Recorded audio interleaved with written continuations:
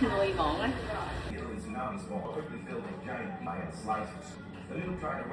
Who made these noodles? Silly. Chicken noodles, please. Okay. The usual, please. Okay. ដោយសារតែអត់ចង់ឲ្យប្រឡាក់របស់ច្រើនអញ្ចឹងខ្ញុំយកឆ្នាំងដែលខ្ញុំត្រូវដុតមាន់ហ្នឹងយកមកប្រឡាក់មាន់ទៅហើយ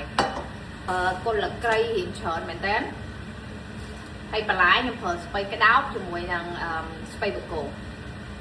មាន់មួយក្បាលហ្នឹងថ្ងៃនេះដុតតែមួយទេព្រោះដោយសារញ៉ាំតែពីអ្នកប្តីអញ្ចឹងណានឹងសម្រាប់ប្រឡាក់មាន់ហ្នឹងគឺខ្ញុំដាក់តែខ្នុរហើយនឹង oyster ហើយបងប្អូនចង់បន្ថែមប៊ីចេងតិចក៏បានដែរពួកខ្ញុំមកប្រឡាក់ស្ករពួកខ្ញុំខ្លាចខ្លោចប៊ីចេងហើយនេះគឺ oyster បងប្អូនច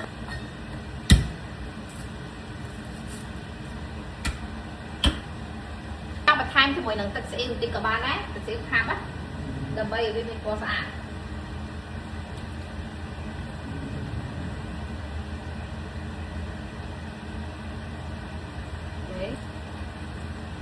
ហើយនេះគឺជាស្លឹកក្រូចជាមួយនឹងស្លឹកគ្រៃច្រើនដើម្បីឲ្យមាន់ទៅនៅពេលដែលយើងអាំងនៅពេលដែលយើងដុតវាឈ្ងុយល្អហើយគ្រឿងដែលមានហ្នឹងញាត់ចូលទៅក្នុងពោះវាមកអូយហើយឡើងឈ្ងុយតាន់បានដុតហ្នឹងឈ្ងុយអាស្លឹកក្រូចស្លឹកគ្រៃគ្រឿងអីដែលយើងបានប្រឡាក់ហ្នឹងណា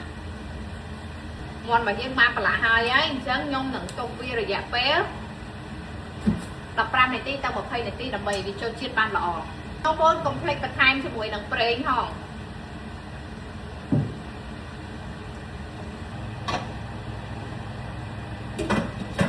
ខ្ញុំអត់ទាន់ដុតទេព្រោះដោយសារខ្ញុំទុកវាឲ្យវាចូលជាតិល្អសិនហើយបើនិយាយពីបន្លែនេះវិញអូខ្ញុំចូលចិត្តមែនតើស្ពៃក្តោបនេះណាល្អបងប្អូនបានឃើញអញ្ចឹងគ្រឿងក្រៅគឺបានប្រឡាក់នៅក្នុងមាន់ហើយ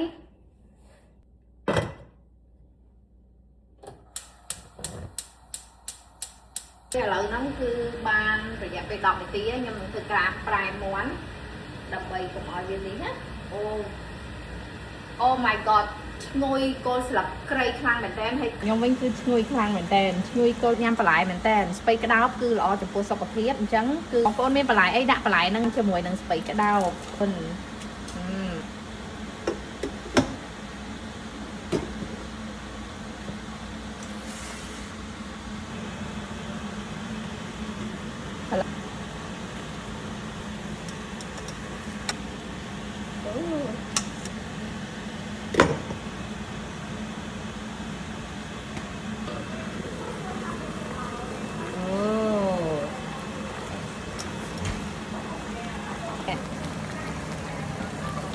វាតុនណាសាច់វា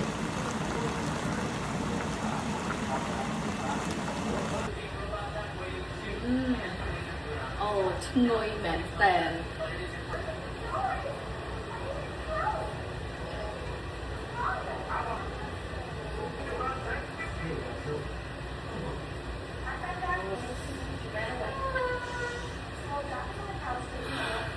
ឈ្ងុយហ្មងណា